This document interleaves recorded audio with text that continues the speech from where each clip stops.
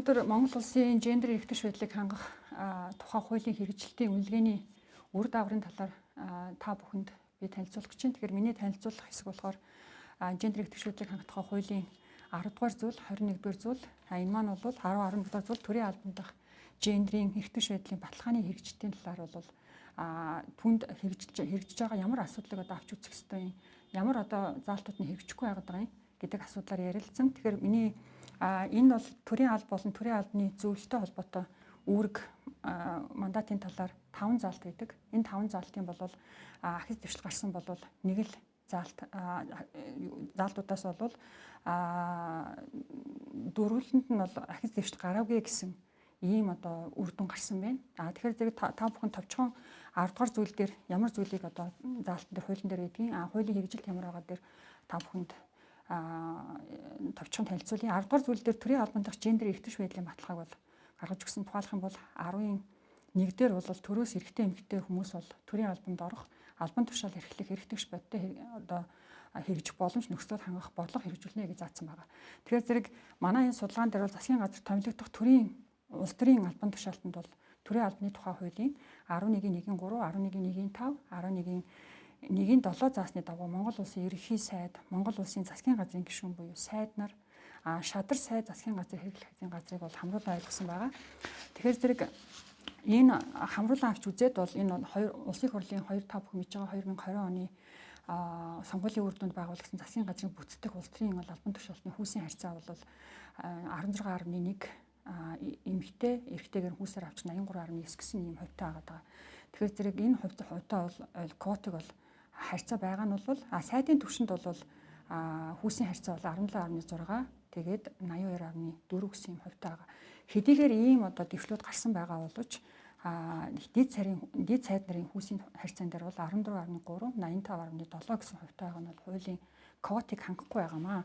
За ингээд 10 дугаар зүйл дээр мөн холбогдох асуудлууд нь ямар асуудлууд байна гэхээр зэрэг төрийн захиргааны дээд албан тушаалд яамтын төрийн нарийн бичгийн дарга байгаа. Засгийн газрын агентлагийн болон бусад аймаг квотын засаг дарганы тамгын дээр тамгын газрын дарга нарын хүүсийн харьцаа бол алдагдсан байна гэдэг ийм дүгнэлт гарсан.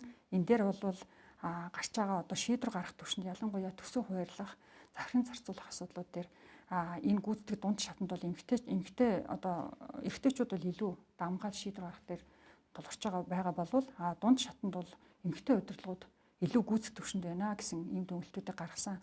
Тэгэхээр зэрэг төрийн албаны аймаг нийслэл сум дүүргийн иргэдийн төлөөлөгчдийн хуулийн сонгуулийн тухай хуулийн дээр энэ судалгааны бол юунд ороагүй байгаа. Гэхдээ бол нэг дэвшилттэй зүйл бол уг хуулийн 29-2 дээр нам эмслээс нэр дэвшиж байгаа нэр дэвшигчийн 20-с доошгүй хувийг бол аль нэг хүүсийн нэр дэвшигч байна гэж заасан байгаа. Тэгэхээр зэрэг бидэнд бол энэ гендерийн эрхтэйч байдлыг хангах тухай хуулийнхаа энэ заалттай нийцүүлээд энэ хуулийн хэрэгжилтэн дээр нь анхаарах шаардлагатай байгаамаа. Тэгэхээр зэрэг энэ яг заалттай 10 дугаар заалттай холбоотой бас нэг тэмдэглэж хэлэх зүйл юу байгаа гэхээр зэрэг ер нь улс төрийн энэ томилогдох улс төрийн албан тушаал, удирдах албан тушаалтанд гарч байгаа энэ хүүсийн тэнцвэргүй байдлуудаас болоод эргээд энэ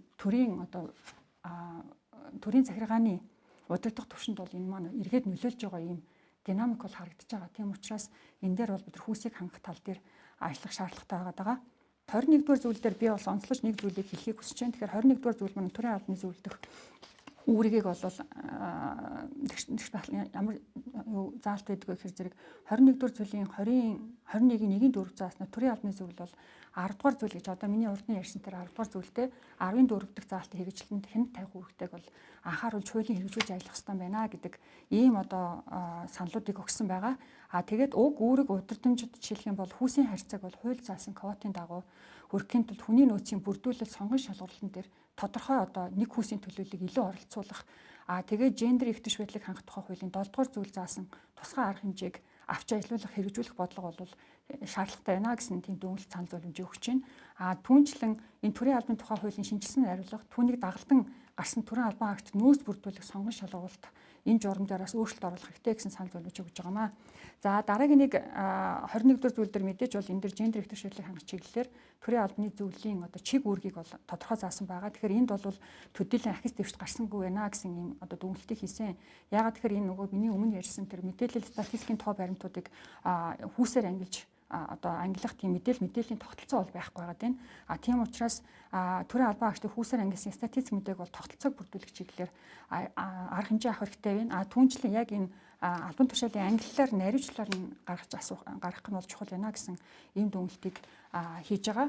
Тэгэхээр зэрэг төрийн албаны зөвлөлдөх гендер хэвтэрч байдлын баталгаа энэ төрийн албаны зөвлөлийн чиг үүргийн хүрээнд бол төрийн албаны зөвлөлийн төрийн албан хаагчдын бүрэлдэхүүн үеийн хөдөлгөөний нэгдсэн статистик мэдээлэл түүнчлэн төрийн албаны тухай хуулийн 16 дугаар зөвлөлдөр засгийн газрын 2019 оны 74 дугаар тогтоолын хасралтаар батлагдсан төрийн албан хаагчийн одоо нэгдсэн тоо бүртгэл хөтлөх мэдээлэл авах журмыг хэрэгжүүлэн ажиллах гэдэг ийм чухал одоо заалтууд байгаа. Түүнчлэн төрийн албан дахь гендер хэвтэрч байдлын баталгаа төрийн албаны зөвлөлийн чиг үүргийн хүрээнд бол гендер ялгарлан гадуурхалтаас ангид байх гэсэн энэ бол чухал заалт өгдөг. Тэгэхээр энэ хэм хэмжээд стандартад нэвтрүүлэх энэ асуудал бол маш чухал байгаа.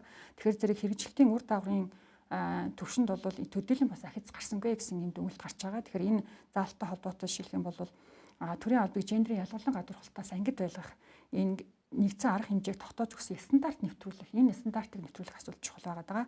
Тэгээд салбар зөвлөлийг мэрэгшил одоо арга зүйн удирдлагаар хангах энэ асуудлыг бол гендерийнхаа хэвтэрч байдлыг хангах хуулийнхаа заалттай нийцүүлэн авч арга хэмжээ авах хэрэгтэй байна. Бидний одоо дараагийн хамгийн гол анхаарах ёстой зүйл болохоор зэрэг энэ төрийн албан нь бол төрийн албаны зөвлөлтөй холбоотойгоор гарч иж байгаа энэ төрийн албаны гендер хэвтэрч байдлын баталгааг бид нар хангаж өгөхин тулд илүү бүтцрүү оруулж өгөх. Тэгээд гомдол гарсан төрийн албаны одоо үйлчлэгээтэй холбоотой гарч байгаа удирдлагын түвшинд болон гүйцэтгэх түвшинд бүх төрийн албыг хамарсан гарч ирж байгаа асуудлыг бол наривчлан явах механизмыг бий болгох. Дээрээс нь бол төрийн албаны квотыг төрийн улс төрийн томилох удирдах албан тушаалтан бүх одоо түвшиндөө квотын асуудлыг хангах энэ одоо хуулийн заалтыг биелүүлэх шаардлагатай байна.